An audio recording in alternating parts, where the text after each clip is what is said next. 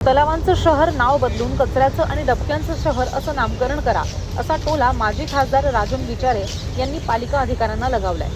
ठाणे पालिकेच्या अधिकाऱ्यांच्या समवेत राजन विचारे यांनी आज पहिल्या टप्प्यातील ठाणे शहराचा दौरा केला। यावेळी नाल्यांचा, रस्त्याची आणि तलावांची दुरवस्था बघून विचारे यांनी पालिका अधिकाऱ्यांना चांगलं धारेवर धरलंय। पावसाळ्यापूर्वी झालेली नालेसफाई आणि तलावांच्या झालेल्या दुरावस्थेबाबत राजन विचारे यांनी पोलखोल केली आहे। त्यानंतर ठाणे महापालिकेच्या अधिकाऱ्यांच्या बरोबर संयुक्त दौराही केला। या दौऱ्याची सुरुवात मासुंदा तलावातून करण्यात आली। यामध्ये तलावांच्या आउटलेटची कामं निधी अभावी अपूर्ण स्थितीत असल्याचं निदर्शनास आणून दिले। त्यामुळे पावसाचं पाणी बाजारपेठेत जाऊन दरवर्षी व्यापाऱ्यांचं मोठं नुकसान होणार अशी भीती व्यक्त केली आहे। तसंच वंदना डेपोमधल्या पारस सोसायटी समोरच्या नाला कचऱ्यांनी तुडुंब भरलेला दाखवत ठेकेदार कशी हात की सफाई करतो ह्याचं उदाहरण त्या ठिकाणी अधिकाऱ्यांना दाखवून दिले। या पाहणी दौऱ्यामध्ये ठाणे महापालिकेचे अतिरिक्त आयुक्त प्रशांत रोडे, उपायुक्त मनीष जोशी, प्रदूषण नियंत्रण अधिकारी मनीषा प्रधान, उपनगर अभियंता सुधीर गायकवाड, कार्यकारी अभियंता मोहन कलाल, भगवान शिंदे, वैभव तपकिरी, चंद्रकांत सावंत, स्वच्छता निरीक्षक अधिकारी आणि इतर अधिकारी सुद्धा मोठ्या संख्येने उपस्थित होते।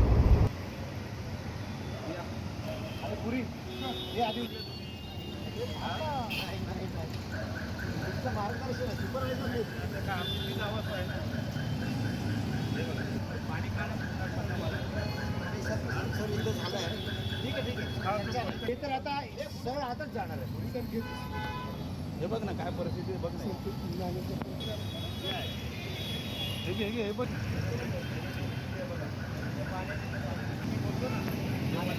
पाणी तुमचं ना मेन हाय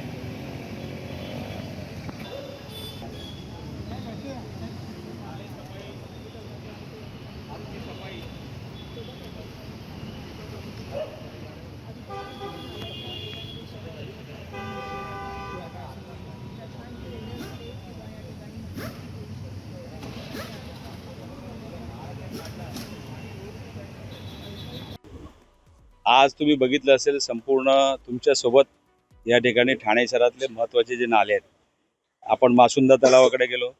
मासुंदा तलावाचे जे आउटलेट आहेत ते जे पाणी जायचं जो हे आहे त्या ठिकाणी त्या कलवट सुद्धा अर्धवट टाकून ठेवलेला आहे। त्या अर्धवट कलवटमुळे तो कलवट नाल्यापर्यंत न पोचल्या कारणाने संपूर्ण बाजारपेठमध्ये पाणी होतं। त्याचबरोबर जे शिवाजी पथ जो आहे त्या ठिकाणी सुद्धा पाणी जरा सुद्धा पाऊस पडला तरी होतं। त्याचबरोबर तुम्ही बघितलं असेल दरवेळेला टीव्हीला त्या ठिकाणी तुम्ही बघितलं असेल वंदना टॉकीजचं नाव त्या ठिकाणी येतं। वंदना टॉकीजच्या जवळ हे आहे। आज तिकडचे सर्व नाले त्यांना दाखवले, साफसफाई केली नाहीत, अंडरग्राऊंड जे नाले बनवलेले आहेत ते सुद्धा त्या ठिकाणी केले। सोपान सोसायटी, गजानन महाराज देवळांच्या तिकडे त्या ठिकाणी सांगितलं। प्रभात थिएटरच्या इकडेचे जे नाले आहेत ते साफसफाई अजून झालेले नाहीत। त्याचबरोबर आंबेडकर रोडच्या इथला आहे। त्यानंतर तुमच्या ST वर्कशॉपच्या इथले नाले सुद्धा त्या ठिकाणी दाखवलेले आहेत।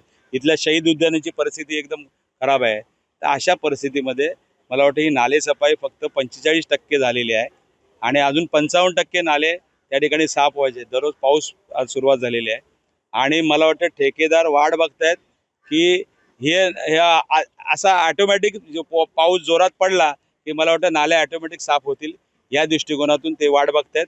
म्हणून तो कचरा उचलला जात नाही किंवा काय केलं जात नाही। त्यामुळे हे जे आज तुम्ही बघितलं असेल एक कचऱ्याचा हे इथले एवढा ढिगारा इकडे कचऱ्याचा इकडे लागलेला आहे। म्हणजे हा किती दिवसाचा कचरा आहे। गेल्या वर्षभरामध्ये इकडे साफसफाई केलेलीच नाही, तलावाच्या इकडे सुद्धा केलेली नाही। आता जेव्हा बोंबाबोंब केली त्यावेळेला इकडे हे फिल्ट्रेशन हे लावलेले आहेत, पंप लावले त्या ठिकाणी।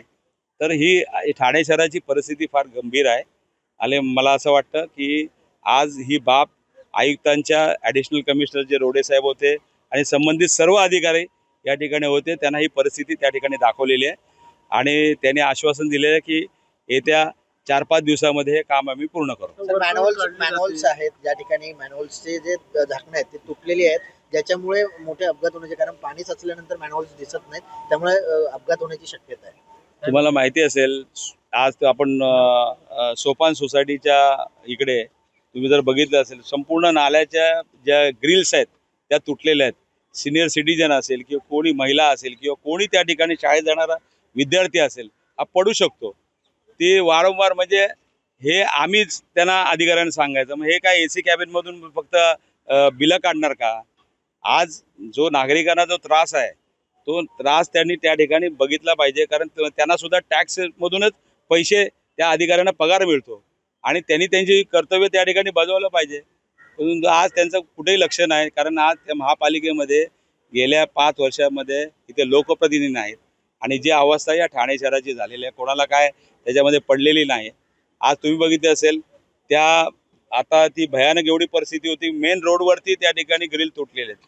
मासुंदा तलावाच्या इकडे तुम्ही जर बघितलं असेल तिथे जे खाली फ्लोरिंगला ज्या ग्लासेस लावलेले आहेत त्या ग्लासेस तुटलेले आहेत. ते किती दिवसापासून सांगतोय परंतु अजून ते झालेलं नाही.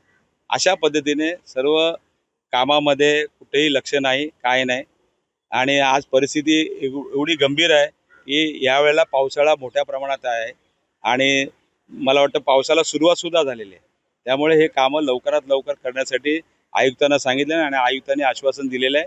आज सर्व अधिकारी या ठिकाणी आले होते. तर ठेकेदारांना वर्कआउट काढली जाते, मात्र ठेकेदारांचं असे देखील म्हणणं आहे की जास्त मनुष्यबळ दिले जात नाही, क्वालिटीचं देखील काम होतं. म्हणजे मनुष्यबळ पण दिले देत नाही, बिलं सुद्धा निघत नाही. वेळेवरती ते मिळत नाही. मला असं वाटतं आज तुम्ही टेंडर भरते वेळेला जर तुम्हाला त्याच्यामध्ये ज्या टेंडरमध्ये जी तरतूद आहे त्यानुसार जे मनुष्यबळ आहे आणि त्यानुसार जे काढलेलं बिल आहे हे असतं त्यावेळेस ते ज्या वेळेला टेंडर मंजूर होतं त्या सर्व अटीनुसारच होतं.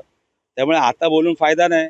शेवटी टेंडरमध्ये तुम्हाला समजा 25 माणसाचं हे दिलं तिथे 25 माणसं इथे दिसले पाहिजेत ना. ती दिसतात आपल्या 4-5च माणसाचं. आज बघा इथे मी आता हे केलं 4-5च माणसं त्या ठिकाणी साफसफाईला दिसत होती. त्यामुळे हे सर्व जे आहेत हे सर्व सांगायची कारणं वेगळे असतात आणि ह्या बाबतीमध्ये अधिकाऱ्यांनी या जनतेच्या पैशाची त्या ठिकाणी रखवाली केली पाहिजे आणि ती रखवाली बरोबर होत नाही, म्हणून आज ही परिस्थिती निर्माण झालेली आहे. परिस्थिती निर्माण झाली, अपघात झाला तर ह्याचा जबाबदार कोण असणार? मला वाटतं हे जर झालेलं आहे ह्याला जबाबदारी तिथला वॉर्ड ऑफिसर असणार किंवा सहाय्यक आयुक्त असणार त्या ठिकाणचा.